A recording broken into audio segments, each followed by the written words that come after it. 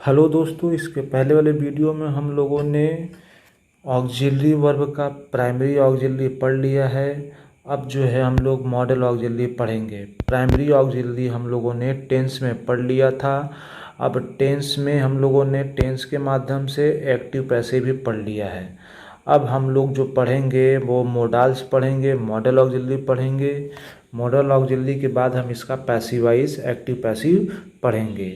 तो पहले मैंने इसको इसलिए बताया ताकि हम इसके पहले वाले वीडियो में हमने एक्टिव पैसिव पढ़ा हुआ है। एक्टिव पैसिव का मतलब ये हुआ कि हम जो है एक्टिव पैसिव कैसे पढ़ेंगे उसके बारे में बता दूं। थोड़ा जानकारी मैं बता दूं आप लोगों को कि एक्टिव पैसिव हम लोगों ने इस टेंस का पढ़ा हुआ है। जो ऑक्सिलरी वर्ब दो प्रकार के होते हैं, primary auxiliary and model auxiliary. तो प्राइमरी ऑक्सिलरी का हम लोगों ने एक्टिव पैसिव पढ़ लिया है, जिसको हमने टेंस के माध्यम से पढ़ा है। अब हम जो है मोडाल्स को पढ़ेंगे। मोडाल्स को पढ़ने के बाद में इसका एक्टिव पैसिव पढ़ेंगे। तो एक्टिव पैसिव पढ़ाने से पहले मैंने मोडाल्स को समझाना ज़रूरी समझा, इसलिए आप लोगों को पहले मोडाल्स के बारे में बता दूं कि मोडाल जो टोटल 13 होते हैं, जिसमें can, could, may, might, shall, should, will, would, use to, ought to, must, need, dare होते हैं। अब इसमें से कुछ ऑक्सिलरी वर्ब को मैंने पढ़ाना है। अब जो वीडियो होगा वो मॉडल ऑक्सिलरी के ऊपर होगा। तो हम लोगों ने मोडाल्स को पढ़ना शुरू कर दिया। देखिए, मोडाल्स में सबसे पहले जो है there are 13 modal auxiliary verbs. वो कौन थे मैंने इसके अभी थोड़ा देर पहले उसको बताया था। Can, could, may, might, shall, should, will, would, use to, must, need, dare, ought to. तो उनमें से जो सबसे पहले हम लोग पढ़ेंगे वो कैन को पढ़ेंगे। तो कैन क्या होता है उसके बारे में समझिए। Can denotes ability, capacity and power. ये सारे वर्ब्स जो हैं मोडाल्स के अंतर्गत आएंगे। उसमें मैंने बड़े ब्रीफ में समझाया है, उसको एक एग्जाम्पल के माध्यम से भी समझाने का प्रयास किया है। तो ज़रा समझिए कि can is used for to denote abilities, capacity and power. तो कैन का प्रयोग योग्यता, सामर्थ्य एवं शक्ति के को दर्शाने के लिए किया जाता है। मैंने एग्जाम्पल भी दिया है, देखिए। He can lift the box. अगर कुछ सामान उठाना है तो उसमें हमारी पावर झलकती है, उसमें हमारी शक्ति झलकती है। तो ध्यान दीजिएगा, इस सेंटेंस में जो है पावर को दिख रहा है। दूसरा सेंटेंस देखिए, I can swim across the river. इस सेंटेंस में जो है क्या दिख रहा है, कैपेसिटी। कैपेसिटी का मतलब तैरना तो सभी जानते हैं, लेकिन तैर कर पार करना जिसके अंदर सामर्थ्य होगा वही तैर कर पार करेगा। तो इस सेंटेंस में जो है तैरना जो है क्या दिखा रहा है, कैपेसिटी दिखा रहा है, एक सामर्थ्य दिखा रहा है। नेक्स्ट एग्जांपल देखिए, we can solve the problem. अब इस सेंटेंस में जो है आपकी पावर और कैपेसिटी नहीं, आपकी एबिलिटी दिखाई जा रही है कि आप इस क्वेश्चन को इस सम को सॉल्व करने की आपके पास एबिलिटी है कि नहीं है। तो इस तीनों सेंटेंस में पावर, कैपेसिटी एंड एबिलिटी को दर्शाया गया है एग्जाम्पल के माध्यम से। तो इसका मतलब ये हुआ कि can is use to express ability, capacity and power. अब देखिए कुड का प्रयोग। Could is the past of can. इसका मतलब कुड जो है कैन का पास्ट है, भूत रूप है। It denotes ability, capacity and power in past context. इसका अर्थ ये हुआ कि कुड का भी प्रयोग इसी कॉन्टेक्स्ट में यूज होता है, लेकिन पास्ट के कॉन्टेक्स्ट में, मतलब भूतकाल के संदर्भ में कुड का भी प्रयोग किया जाता है एबिलिटी, कैपेसिटी एंड पावर को दर्शाने के लिए। अच्छा, आगे देख लीजिए। ये तो हो गया, यही एग्जाम्पल सेम रहेगा। He could lift the box. इसका मतलब वो जो अभी जो उठा सकता है वो उठा सका, मतलब पास्ट की बातें, भूतकाल की बातों में हम बात करेंगे, वो हो जाएगा कुड। अब देखिए नेक्स्ट जो है थियोटिकल पॉसिबिलिटी। थियोटिकल पॉसिबिलिटी का तो सैद्धांतिक संभावना। Electricity can be dangerous. तो यहाँ पे सैद्धांतिक रूप से सभी जानते हैं कि इलेक्ट्रिसिटी क्या है, एक डेंजरस ये कह सकते हैं कि एक यौगिक है या एक प्रकार का इनोवेशन है। अब देखिए हैबिट और नेचर। कुड का प्रयोग हैबिट और नेचर के रूप में भी किया जाता है। An honest man can not harm anyone. इसका अर्थ हुआ कि एन ऑनेस्ट मैन, कोई ईमानदार व्यक्ति, कैन नॉट हार्म एनीवन, ये हमारे नेचर की बात हो रही है कि कोई भी ईमानदार व्यक्ति किसी को हार्म नहीं पहुंचा सकता, ये हमारे ह्यूमन नेचर की बात हो रही है। तो इसका अर्थ ये हुआ कि हैबिट या नेचर को भी कुड दर्शाता है। सॉरी, यहाँ पे कुड होना चाहिए, मैंने कैन लिख दिया है। अच्छा, आगे देख लीजिए, पोलाइट रिक्वेस्ट ऑफ परमिशन। इसका अर्थ ये हुआ कि कुड का प्रयोग जो है पोलाइट रिक्वेस्ट के लिए भी किया जाता है, और कुड का प्रयोग जो है पोलाइट रिक्वेस्ट में सबसे बेहतर माना जाता है। Could you please help me, ये है एग्जाम्पल आपका। देखिए नेक्स्ट है आपका कुड आई कम इन। आप जो है पोलाइट रिक्वेस्ट करके ही क्लास में एंट्री करते हैं, तो ये कुड आई कम इन, मे आई कम इन जो है ये बेहतर माना जाता है। नेक्स्ट देखिए पॉसिबिलिटी। पॉसिबिलिटी में क्या है, इट कुड रेन टुमारो, कल बारिश हो सकती है। इसका भी हम प्रेजेंट कॉन्टेक्स्ट में कुड का प्रयोग करते हैं।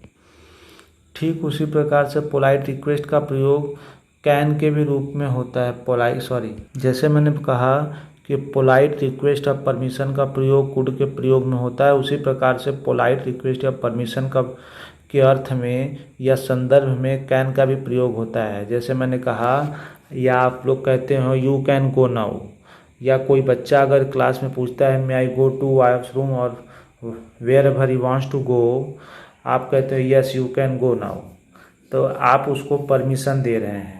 तो वो भी जो है क्या है, कैन जो है कैन आल्सो डिनोट्स परमिशन। तो कुड के माध्यम से आप जो है कैन को भी समझ सकते हैं, कैन के माध्यम से आप कुड को भी समझ सकते हैं।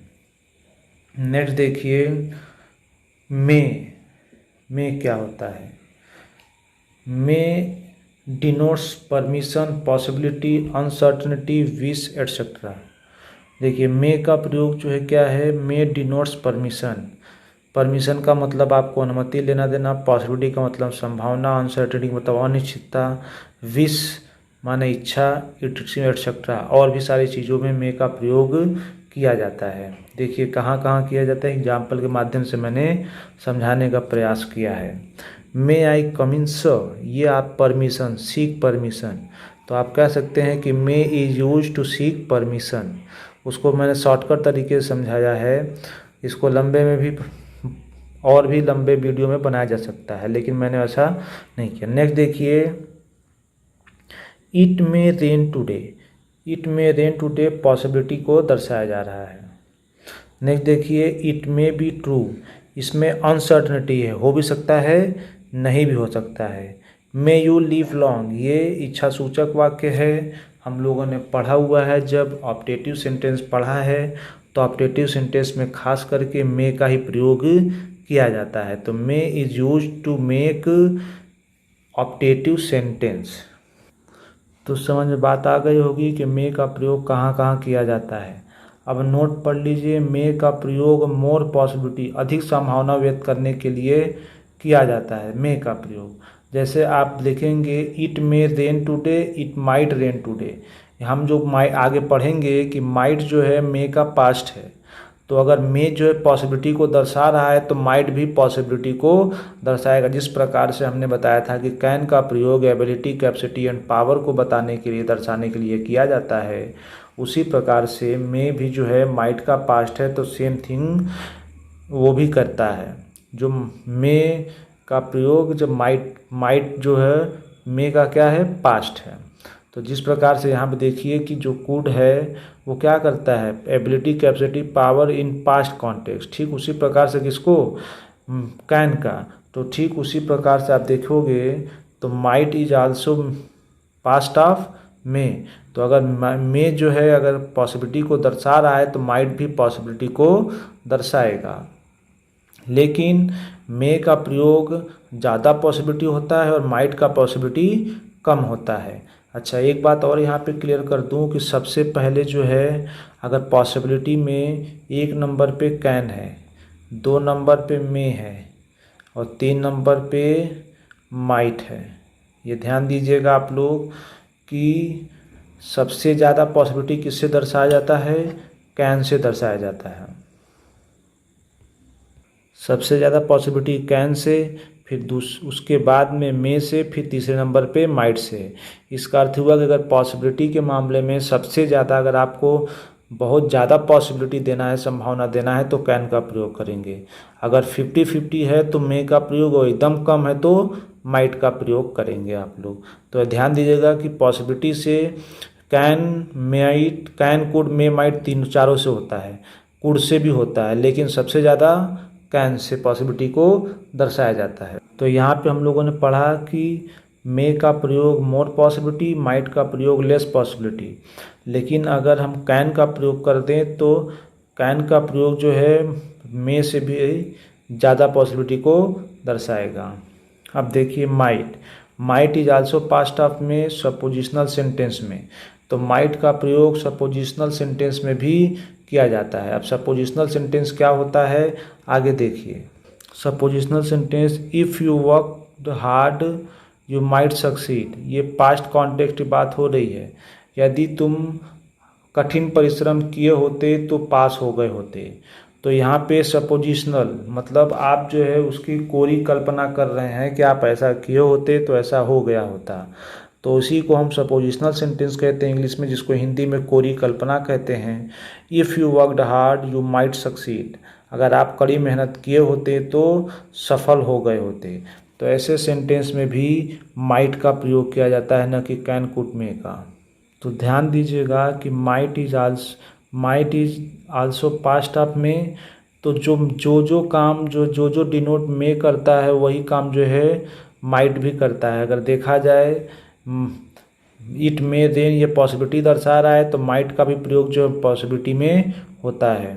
ठीक उसी प्रकार से अनसर्टेनिटी जो दर्शा रहा है, माइट का भी प्रयोग अनसर्टेनिटी को दर्शाता है। ठीक उसी प्रकार से मे आई कम इन को आप यू माइट गो कह सकते हो, परमिशन लेने या देने के लिए भी प्रयोग किया जाता है। इसलिए मैंने माइट को ज़्यादा नहीं समझाया, क्योंकि मे का ही पास्ट, इसलिए जो मे पे जो लागू होता है उसी माइट पे भी लागू होगा। हाँ, कुछ एक्स्ट्रा चीज़ें थी जो मैंने इसको समझा दिया। सपोजिशनल सेंटेंस में माइट का प्रयोग होता है, न कि मे का प्रयोग होता है। अब हम लोग शैल के बारे में पढ़ेंगे। तो आप लोग शैल को टेंस में भी पढ़ चुके हैं। जो शैल का प्रयोग जो है in future tense first person के साथ सिंगुलर और प्रो नंबर में करते हैं। देखिए, शैल इज यूज, शैल का प्रयोग फर्स्ट पर्सन के सब्जेक्ट आई और वी के साथ फ्यूचर टेंस में किसी भी कार्य, व्यापार, घटना को एक्सप्रेस करने के लिए किया जाता है। तो आप टेंस में पढ़ चुके होंगे कि शैल और विल का प्रयोग होता है। तो शैल का प्रयोग फर्स्ट पर्सन के साथ होता है, और विल का प्रयोग जो है सेकेंड और थर्ड पर्सन के साथ करते हैं। एग्जाम्पल देखिए, I shall go to visit the Red Fort, मैं जो है ताजमहल देखने जाऊंगा। ये जो है आई और वी दोनों, ये जो क्या माने जाते हैं, फर्स्ट पर्सन के प्रोनाउन माने जाते हैं। आई जो है और वी, ये जो है हमेशा याद रखिएगा। मैंने इसके पहले वाले वीडियो में बताया कि आई जो है या बोलने वाला हमेशा फर्स्ट पर्सन का होता है, सुनने वाला सेकंड पर्सन का होता है, और जिसके बारे में बात होती है वो थर्ड पर्सन का प्रोनाउन होता है। अब नोट देख लीजिए कि शैल का प्रयोग सेकेंड पर्सन के यू तथा थर्ड पर्सन के सब्जेक्ट के साथ भी करते हैं, लेकिन कोई कंडीशन होगा तब, क्योंकि शैल का प्रयोग हम लोगों ने पढ़ा कि फर्स्ट पर्सन आई और वी के साथ करते हैं। लेकिन यहाँ पे क्या नोट में क्या कहा जा रहा है कि शैल का प्रयोग सेकेंड पर्सन के सब्जेक्ट यू तथा थर्ड पर्सन के सब्जेक्ट ही, सी तथा दे के साथ command, command, promise, threaten, determination, compulsion को प्रकट करने के लिए भी किया जाता है। इसका अर्थ ये हुआ कि जिसके साथ हम शैल नहीं लगाना चाहिए, अगर हम उसके साथ शैल लगा रहे हैं तो हमारा अर्थ जो है कुछ बदल जाएगा। तो क्या बदलेगा, कभी आपको हुक्म देना होगा, तो कभी वायदा, तो कभी धमकी, तो कभी संकल्प। कुछ एग्जाम्पल मैंने रखा है जिसके माध्यम से आप समझ सकते हैं। देखिए, you shall sit outside the room, आपको कमांड दिया जा रहा है किसी बच्चे को या किसी को, आप कह रहे हो कि आप जो है क्लास के बाहर बैठेंगे, तो ये जो है आपका यू के साथ। जनरली हम शैल का प्रयोग आई और वी के साथ करते हैं, लेकिन यहाँ पे यू है, इसलिए यहाँ पे कमांड आ गया। देखिए, ही शैल बी अवार्डेड, यहाँ पे प्रॉमिस है, उसको अवार्ड दिया जाएगा, ये प्रॉमिस किया गया है। He shall be punished if he does that again, ये थ्रीटेंड है, मतलब धमकी दिया जा रहा है। ही शैल बी पनिश्ड, उसको पनिश किया जाएगा, if he does that again, अगर वो कार्य दोबारा करता है, तो इसमें आपको थ्रीटेनिंग, धमकी दिया जा रहा है। नेक्स्ट देखिए, I shall pass the board exam this year, ये इसमें दृढ़ संकल्प दिखाई दे रहा है। तो आप देख लीजिए कि शैल का प्रयोग कहाँ कहाँ किया जा रहा है, शैल का प्रयोग। ये सब जो पॉइंट्स आप ध्यान रखिएगा, ये जो पॉइंट मैं लिखवाया हुआ यही मेन है। आगे देखिए, shall we go out seeking permission, permission के लिए भी इसका प्रयोग किया जाता है। नेक्स्ट देखिए, shall I thread the needle for you desire, इसका मतलब कि आप इससे शैल से डिजायर का भी बोध करा सकते हैं।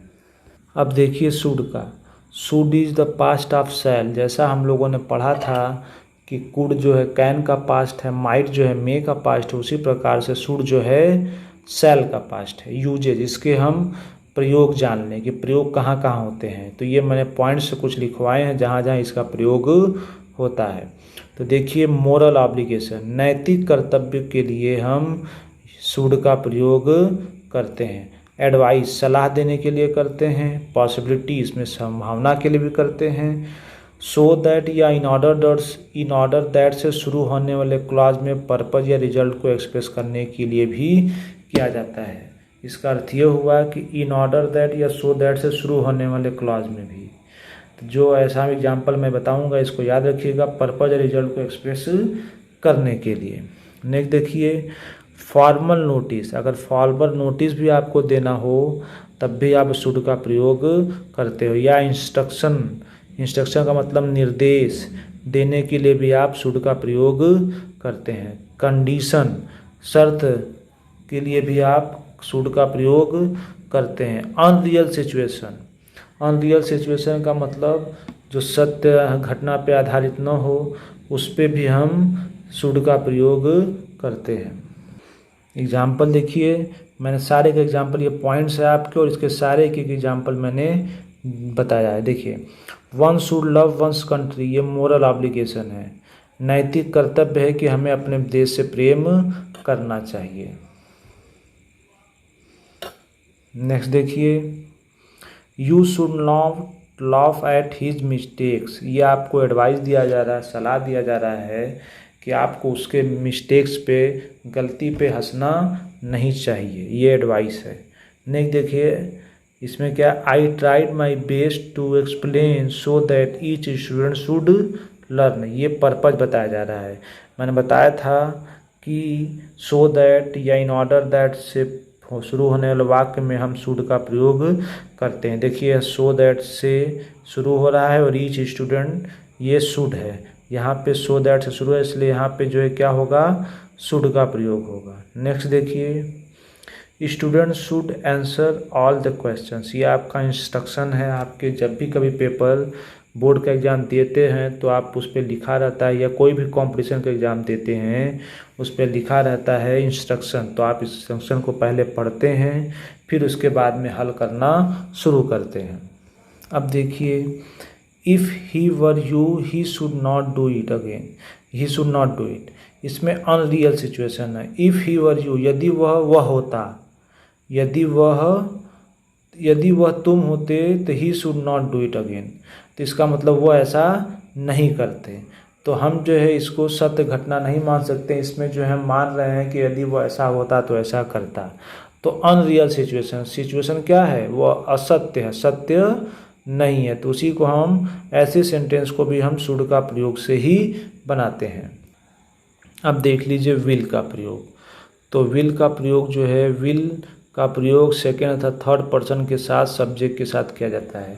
तो हमने इसके पहले टेंस में भी पढ़ाया है कि आई और वी के साथ शैल लगता है, बाकी सभी के साथ विल लगता है, लेकिन ये जब आपस में इंटरचेंज हो जाएंगे, क्रॉस हो जाएंगे आपस में, मतलब आई और वी के साथ जहाँ शैल लगना चाहिए वहाँ विल लगेगा, जहाँ विल लगना चाहिए वहाँ शैल लगेगा, तो उसमें कुछ अर्थ बदल जाएंगे। वो अर्थ क्या होते हैं? तो डिटर्मिनेशन होगा और भी सारी चीज़ें होंगी। देखिए एग्जाम्पल, विल का प्रयोग सेकंड या थर्ड पर्सन के सब्जेक्ट के साथ किया जाता है। ही विल हेल्प हर, ये थर्ड पर्सन है, विल के साथ हो रहा है, ये तो सही है। नोट, अब इसमें भी नोट आ गया। विल का प्रयोग फर्स्ट पर्सन, मतलब हम फर्स्ट पर्सन के साथ शैल का प्रयोग करते थे, लेकिन विल का प्रयोग अब करेंगे, तो जाहिर सी बात है कुछ न कुछ अर्थ में बदलाव होगा। तो क्या होगा जरा देख लीजिए कि साथ साथ डिटर्मिनेशन, वही दृढ़ संकल्प की बात हो जाएगी, प्रॉमिस वायदा आ जाएगा, थ्रेटेंड आएगा धमकी आ जाएगा, विलिंगनेस इच्छा आ जाएगा। तब कहने का अर्थ ये हुआ कि जहाँ शैल लगना चाहिए अगर विल लगेगा, जहाँ विल लगना चाहिए वहाँ शैल लगेगा, तो ये सब सारी चीज़ें उसमें आ जाएंगी। एग्जाम्पल देख लीजिए, we will finish the syllabus till last month. अब इसमें हमारा दृढ़ संकल्प है कि हम लोग सिलेबस को लास्ट मंथ तक समाप्त कर देंगे। नेक्स्ट देखिए, I will do everything for my students. अब प्रॉमिस है, मैं सारा कार्य जो अपने स्टूडेंट्स के लिए करूँगा, प्रॉमिस झलक रहा है। नेक्स्ट देखिए, आई विल सी यू, अब मैं तुम्हें देख लूँगा, इसमें थ्रेटनिंग धमकी दिया जा रहा है, आई विल सी यू। देखिए, we will request him to help you, इसमें विलिंगनेस दिखाया जा रहा है, आपकी इच्छा जताई जा रहा है कि हम लोग उससे रिक्वेस्ट करेंगे आपकी मदद करने के लिए, तो विलिंगनेस की बात हो रही है। नेक्स्ट देखिए नोट नंबर 2, तो नोट नंबर 2 में क्या है? Will is used to express invitation. Invitation का मतलब निमंत्रण, तो विल का प्रयोग हम निमंत्रण के लिए भी करते हैं, रिक्वेस्ट आग्रह के लिए भी करते हैं, इंस्ट्रक्शन निर्देश के लिए भी करते हैं। इनएविटेबिलिटी अवश्य संभाविता, मतलब जो होना ही है, जिसको that can not be postponed, जिसको कोई टाल न सके, वही उसी को हम बोलते हैं इनएविटेबल। तो यहाँ अवश्य होना चाहिए, अवश्य असंभाविता, जिसको होना ही है। देखिए एग्जाम्पल देखिए, will you come to dinner, ये इनविटेशन दिया जा रहा है कि will you come to dinner today. अगर हम ऐसा कहें तो इसका मतलब हम उसको इनवाइट कर रहे हैं। नेक्स्ट देखिए, will you help me, request, इसमें रिक्वेस्ट की बात हो रही है। नेक्स्ट देखिए, you will do it anyway, instruction दिया जा रहा है कि आपको जैसे भी इसको करना है। नेक्स्ट देखिए, एक्सीडेंट विल हैपन, इनएविटेबिलिटी, मतलब जिसको होना ही होना है उसी को बोलते हैं इनएविटेबिलिटी। एक्सीडेंट्स विल हैपन, मतलब होना ही है। नेक्स्ट देखिए, वुड, वुड क्या है? विल का पास्ट है, would is the past of will. Usages, usages का मतलब उसके प्रयोग देख लीजिए, मेन यही है प्रयोग, हर टेंस में हर मॉडल्स का प्रयोग समझिए, प्रयोग को ही हम हमेशा एग्जाम में पूछे जाते हैं सेंटेंस के माध्यम से। तो नेक्स्ट देखिए, अब क्या दिया जा रहा है? In past form of will in indirect speech. इसका मतलब जहाँ पे डायरेक्ट स्पीच में विल का प्रयोग होगा, जब आप इनडायरेक्ट कहोगे तो वहाँ पे क्या हो जाएगा? वुड हो जाएगा। नेक्स्ट देखिए, पास्ट हैबिट, मतलब भूतकाल की आदतों को भी दर्शाने के लिए वुड का प्रयोग करते हैं। पोलाइट रिक्वेस्ट, पोलाइट रिक्वेस्ट हम कुड का भी प्रयोग करते हैं, मे का भी प्रयोग करते हैं और वुड का भी प्रयोग कर रहे हैं। प्रोबेबिलिटी माने संभाविताएं, ये भी हम जो है वुड से भी दर्शाते हैं, हम कुड से भी दर्शाते हैं, मे से भी बताते हैं, माइट से भी दर्शाते हैं। लेकिन यहाँ पे यूजेज जो है वुड का भी प्रयोग से हम प्रोबेबिलिटी को दर्शाते हैं। विश भी हम इससे दर्शाते हैं, मे से भी विश दर्शाया जाता है। डिटर्मिनेशन, दृढ़ संकल्प भी वुड से भी होता है, ये कन्फ्यूजन दूर रहे कि हर जगह देखिए डिटर्मिनेशन आ रहा है। पास्ट विलिंगनेस, प्रेफरेंसेस, अब इसमें एग्जाम्पल देखिए कि कैसे है। He said he will go there, ये आपका डायरेक्ट स्पीच है। अब देखिए विल के स्थान पे वुड हो गया, he said that he would go there. तो जब हम डायरेक्ट से इनडायरेक्ट बनाते हैं तो कोई भी मॉडल्स का अगर शैल है तो शुड हो जाएगा, विल है तो वुड हो जाएगा, कैन है तो कुड हो जाएगा, मे है तो माइट हो जाएगा, अगर हम डायरेक्ट से इनडायरेक्ट बनाएंगे तब। ठीक उसी प्रकार से देखिए, मैंने कहा इनडायरेक्ट स्पीच में पास्ट फॉर्म में, फिर पास्ट हैबिट के बारे में। तो he would talk upon the subject for hours, मतलब इसका मतलब पास्ट हैबिट जो भूतकाल की आदतों को भी दर्शाने के लिए हम वुड का प्रयोग करते हैं। नेक्स्ट देखिए, she would be a doctor, probability संभावना व्यक्त करने के लिए भी हम वुड का प्रयोग करते हैं। नेक्स्ट देखिए, would that he were here, ये विश है, ऐसा काश होता है ऐसा कि वो यहाँ होता, तो ये हमारी विश है। I would not tell a lie, हमारा ये डिटर्मिनेशन है, दृढ़ संकल्प है कि मैं झूठ नहीं बोलूँगा, ये हमारी डिटर्मिनेशन है। नेक्स्ट देखिए, she said that she would help me, past willingness, मतलब भूतकाल की विलिंग, मतलब विल का मतलब होता है इच्छा, तो विलिंगनेस पास्ट की इच्छा। तो क्या है, सी सेड दैट, उसने कहा सी वुड हेल्प मी, वह मेरी मदद करेगी, पास्ट की बातें हो रही हैं। नेक्स्ट देखिए, I would rather die than tell a lie, preference की बात हो रही है कि मैं उससे बेहतर ये कर लेता वो कर लेता, तो यहीं पे है देन एक प्रिफ्रेंस दिया जा रहा है कि I would die rather tell a lie. तो ये मेरा छोटा प्रयास जिसके माध्यम से मैंने कुछ मॉडल्स को समझाना चाहा। अभी और भी नेक्स्ट वीडियो में मैंने मॉडल्स को समझाऊंगा। धन्यवाद।